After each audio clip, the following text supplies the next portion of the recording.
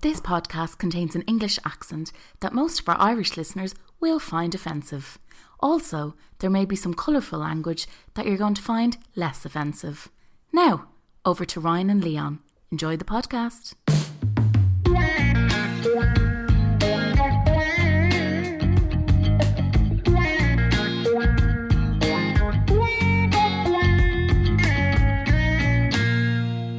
And just like January in Ireland, it's been too long.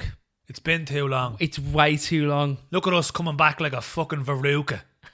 We're like herpes. We're not going away. I haven't seen you since the middle of December. You're looking very sun-kissed. Yeah, you're not. Yeah, no, not at all, no. I look like I have consumption. Got TB when you were gone. Yeah.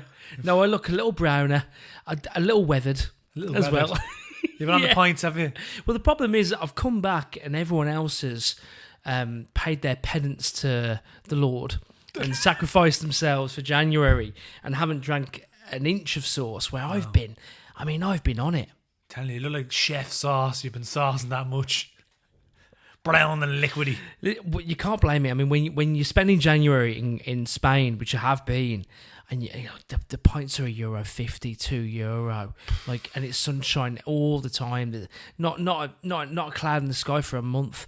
You can't blame me, really. I just think you're fucking 1984, do you? Fucking 1987, maybe. I don't know about the pint prices back then, but 150 is alright for a We'll pint. just come back here with you there. We've had a few pints before we've just come on, and $13.50 that was for 2 pints of Guinness. And that's not bad. Which is the worst part. That's actually not too shabby. It's awful. It's awful how expensive the pints are in Dublin now at this stage. Sick. Make pints a fiver again. That's what they should be doing. Where is the cheapest pint of Guinness that you've been to? There's a few pubs on the north side of things. There's the Snug in town. I think it was $4.74 last year, so it's probably about five something. Low fives now, probably $5.20 now. That's the best you're gonna get in it. Probably the best in Dublin, yeah. Like you can get. I remember going down to Cork and getting a pint of Beamish, and it was $5.10, and I was like, "This is amazing." And they're like, "That's a rip off. It's $4.40 in Cork for a pint of Beamish." I have to say, I quite like Beamish. I like Beamish. I like a Beamish because there's been stouts on the market, but none's really touched Guinness apart from Beamish. A good Beamish. Not a bad Beamish. Not a bad Beamish. Now Murphy's can get fucked, but Beamish. I find Murphy it's a bit chocolatey, isn't it? I find it's a bit bitter. Yeah, it's a bit bitter. Bitter as well. Creamy pint of Beamish now. We should get sponsored by Beamish. That'd be great, wouldn't it? You've been off the sauce. I've been off the sauce for that whole month. Wow. I had 2 back-to-back weddings after New Year's. And it was like, you know, when you're a kid and you hear that story of the child that gets caught with a box of smokes and they make you have to smoke a whole box of smokes so that you feel really sick and don't ever want to smoke smokes again. It was like... This sounds like the premise of like a youth theatre company coming into a school when you're 12 going, sit down, kids. I felt like that, but it was pints. It was like right. They made me have as many pints as I could till I got to the point where I was like, I physically can't fit another pint in me now. I want to take a break. So I took... from the 1st of January till the 31st of January off. It's good stint, that, isn't it? It was a good stint, I have to say. Do you know what? And it actually made me realise that I'm actually decent crack sober. Yeah, sure. I mean, we all want to write our own reviews, but I'm sure that's true. Well, no, he was fucking yawning. As far as I know. And I knew because I was sober, so I knew exactly. You were paying attention. Yeah, I was paying more than they fucking were anyway. But I realised... Were they reduced crack when you were drinking, or were they... The most surprising thing was people are actually not shit crack when they're sober as well. Or when you're sober, you can actually enjoy people's company as well, which is a nice little eye-opener for me. So I did dry January about 3 years before, and I got the flu. It's like my body went into shock. Oh, wow. But I stuck with it. It was just like, what the fuck are you doing? Get a pint, didn't you? So this time I went off it for a good chunk of a month, and I really enjoyed it. Really enjoyed it. Good man. Yeah, so you've been training for the return of the Poacher's Dead podcast. Fucking too right, yeah. Clearing my mind. Same. Clearing my mind. You've been reading much? I've actually started reading. Well, I've nearly finished. I'm about 15 pages left of Borstal Boy by Brendan Behan. Yeah, okay, good. Brilliant. Is it? Yeah, brilliant. That's on my Kindle, and it's been sitting on 15% read for about 2 years, I swear. Yeah. I don't know why I didn't really. My missus picked it up and she was like, I'm not really pushed on it right now. And I was like, I'll have a read of it. Now, I read The Queer Fella, which is a brilliant play. Very, very good play, but I had to read that for college. But I read Borstal Boy, and I've nearly, as I said, with 15 pages left, and it's brilliant. And do you know what else? There's a James Clarence Mangan poem in it. He puts... Oh, in the book itself. There's an excerpt from Dark Rosalind Huh. that we read out on the podcast. We did read it out, yeah. So I was seeing the signs from the poetry. There've been book. signs, man. I swear to God, I've tried to kind of like when I was in Gran Canaria, I was like, right, I'm playing bingo twice a week. I'm watching darts. Like let's try and match that out with my cultural output as well. So I started to read the biography of Dennis Bergkamp, a former Arsenal footballer, Right. thinking there was going to be no signs of poetry or affluence or anything. And halfway through the book, it's like the kind of biography where it's a two-way conversation between the writer and the sports guy. It's not like that fakeness of like, oh, he actually did write it. No, he didn't write it. But he was talking about the end of his career, and the guy who was interviewing Dennis Bergkamp was like, oh, so there's no going gentle into that good night. And I'm sitting there going, are you for real? Yeah. What are you doing to me? Sprinkling a bit I of messaged you Thomas. straight away. I was like, I think it might be time. Yeah, we should get the band back together. Yeah. Yeah. You've been writing? I've been scribbling a bit. Yeah. Scribbling a few We're scribbling things. a little bit as well. Do you know, January is... I started playing the banjo. Started playing... Honestly. Playing your banjo? No, playing the actual banjo. The Irish tenor banjo. Yeah. Yeah. Me dad had one for about a year and a half, and I was looking at it going, I could probably play that. I played guitar for years, so I've always wanted to play the banjo. So I was dropping some fierce hints, been like, oh, I'd love to play the banjo. And then when January, when I was like, right, I'm going to have loads of free time now. So I said, how much did you pay for that? And he actually got it as a gift. So I was like, oh, right, he said to get it for, how much would you say it would cost? Because I'd love to get one. And he gave me the message, and he said, well, look, you can learn on this one if you want. He's joining the gym, he is. So he won't have time to pumping iron. He'd be pumping iron there. He won't be able to play. His hands are busy. His hands are busy from lifting iron and heavy weights that he won't be able to play the banjo. So I've been playing it for the last about 2 weeks, 3 weeks now. Got a few songs together. A few polkas, a few jigs and reels. Yeah, nice, man. Not too bad. Good Keep lad. busy. Yeah. Good lad. So you've been writing as well? A little bit, yeah. Well, just now and again. But like I thought what we'd do is a teaser to the new season. Maybe we'll share a poem each that we've been writing as a teaser to the full show that's out in a couple of days' time. I was watching the TV show Queer Eye. Oh, right. Right. Have you ever seen this show? I have. Yeah. Limited amount now. Limited amount. Premises: 5 lads who all each have a superpower. Right. Go into the life of someone who is just not quite got his life right. Okay. Like some fella who's really well-intentioned or quite interested in one specific thing, but has let the other parts of his world kind of dissipate a little bit. So these lads go in, they spend a week with him, they go like, right, give you a glow up, do your hair, sort it out, take you shopping for some clothes. And every time I watch it, at the end of it, they kind of come back and go like, oh, here's the new gaff we've made for you. Here's the things that we should... And he's always upset, this guy. Who? Why is he upset? Because he's like, oh, I can't believe this is my new me. Everyone's been hoping that I could reach this certain level. And I get upset as well when I watch this You get emotional. show. Absolutely. So you can appreciate this. Whenever something doesn't make sense, we try and figure out if there's a poem to help us make sense of such an emotional journey. So I thought I'd read this one out to you, mate. This is a bit of a tribute actually to the TV show Queer Eye. And the poem is called Why I Cry When I Watch Queer Eye. I see me in him, the guy who just missed the boat. Watching the world sail away, he took the shortcuts to stay afloat with surface winds and slips of hand, whatever it took to stay in demand with friends and bosses, admirers and lovers, authentic behind the closed door, hidden under the covers. That pressure cooker turned him to microwave meals with too many old wounds to heal.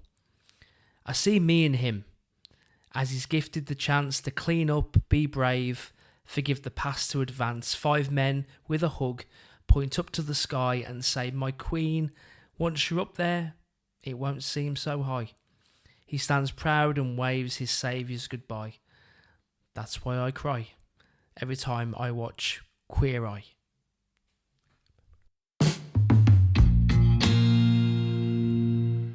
It's an emotional show, man.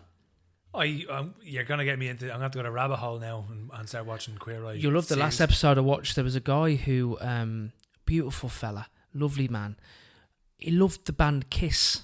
Oh yeah, Gene Simmons Loves them to the point where his whole house is a dedication to Kiss, and he only wears Kiss clothes, t-shirts.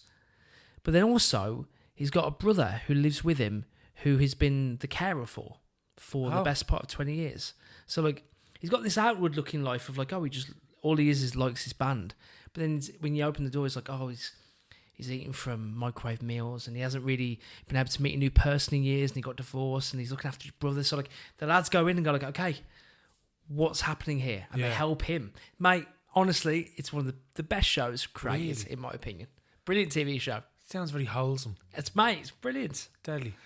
That was mine anyway. I've been writing about Ireland's national dish.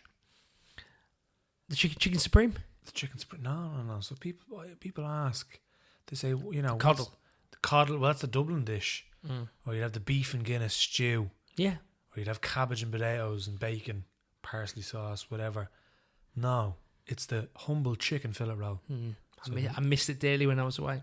Yeah, I've been scribbling about that. It took months and months and months of research. So I started my residency, and last year teaching in schools that there was a 20-year anniversary JCSP, which is the organisation that gives me the residency, and they invited the Minister for Education, and Colin Keegan was the guest speaker because he was the writer in resident 10 years beforehand, and he was like, the best thing about this residency is you get to know where all the chicken fillet rolls are in the city where the best ones are. Yeah. Jerry's Deli holds the ground so far. Fresh baked bread. The roll's the size of your arm. It's not that expensive. They dice the chicken. There's loads of ways of going it. So I wrote a poem about my findings, hundreds and hundreds of rolls. Yeah. And I wanted to gather my data into a cohesive format. So for those who are not educated in the roll, they will be afterwards. Okay. So this is our national I'm dish. a fan as well. So listen, I'm waiting. This is ode to a chicken fillet roll. I power walk into that deli, stomach rumbling, willpower crumbling at the sight of the hot food on display, butter or mayo. I reply, both. Eyeing up those breasts with a lump in my throat, plain southern fried as spicy, sweating for the decent piece. I say, spicy very nicely for... You see, those who are uneducated in the makings of a good roll, there's an etiquette to follow before you even swallow that first piece. You need to have confidence. And for all the lads in the room, size matters. I'm sure you all know, because if you get a cremated little piece, then your whole roll experience is fucked. So be polite and ask with a smile. When that stressed out deli worker asks what you desire, well, the queue stretches a mile back to the Stone Age, and you want to get there at the right time when things are just being pulled out of the oven and this cuisine de France is still sliced with a bit of love, and not 5 p.m. when they're wrapping up and you're still standing stuck there like a sap, no rolls left, only wheat wraps. Bit of roughage with a burnt chicken's eyebrow slapped into it. And how do you take yours?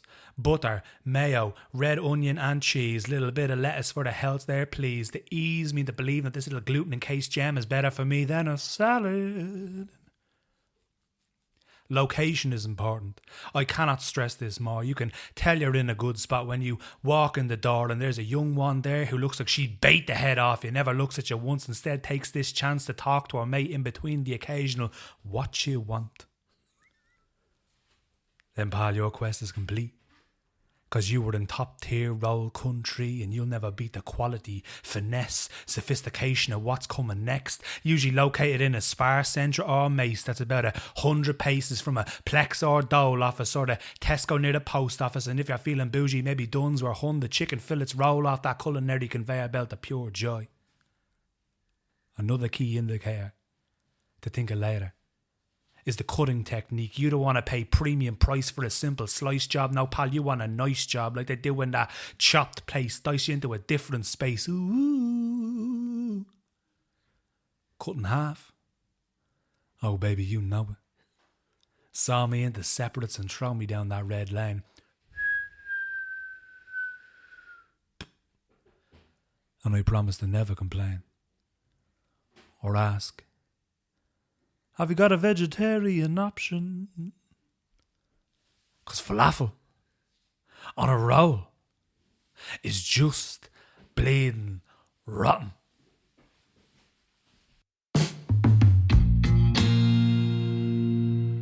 That was fucking class. Oh, stop it. Stop it. Stop it. So, just to let you know, my fillet roll play-by-play, right, is mayo, no butter. No butter. Can't do butter. I can't do too moistures. It makes me feel a bit weird. Lube it up as much as you can, baby. Red onion, lettuce, cheese, southern fried. So it's basically the same. Yeah. I get spicy, but you get southern fried. Oh, yeah. So, except I get a bit of butter. I like a little bit of butter as well on it, a bit of extra. Yeah, I get the taco sometimes, but then on reflection, I think the taco sauce a little overwhelming. A little bit overwhelming, yeah. I think, and it can be different in different places, That's very true. So you can go in, and also from getting so many chicken fillet rolls, the cutting technique does piss me off. So you don't want to get just like a chicken breast and slice it possibly three times. The other way. You want to know what they do is they slice it 3 or 4 times, then they slice it 3 or 4 times the other way. Key. And then they just spread it across, so it's an even spread across. You know when you're in there as well. The one thing that I know, it happens to me all the time, and it just makes you go, "Oh, you don't know what you're doing." They put the salad on first, and they layer the base with salad, and they put your chicken on the top, which means that when you eat it, your first bite is just chicken, and then the rest is salad. Yeah. Oh man. No, you need an even consistency. Even consistency, True. And even as I said, the confidence thing is true because you got to know what's going on. Well, I went into Jerry's Deli before, right? And I got butter, and then I got me toppings into it, and I got chicken, and then I went, actually, hang on, can I get mayo as well? But obviously, that's one of the 4 steps. And she looked at me and went, what? It's actually, and I panicked, and I was like, it's grand, it's all right. And she went, no, don't worry about it. And she had the squeezy mayo, so it was grand. She could put it on top. Yeah. But I was like, I fucked it. I didn't have confidence. I should have known from the start I wanted mayo on it. You know more now. Serious business. I've missed hearing poetry, and I can't wait to share more now. We're back fully. We've got this will be out. This is out on the Friday, so there's a new full episode out on Monday where we'll be taking a step back ourselves and sharing poems from the ether of which we've been soaking up. From the cauldron of poetry. Yeah, exactly. Yeah. Sorry, also the chicken fillet roll as well. Once I got told that it was against health and safety regulations to put the fillet roll in the oven thing if it had mayonnaise on.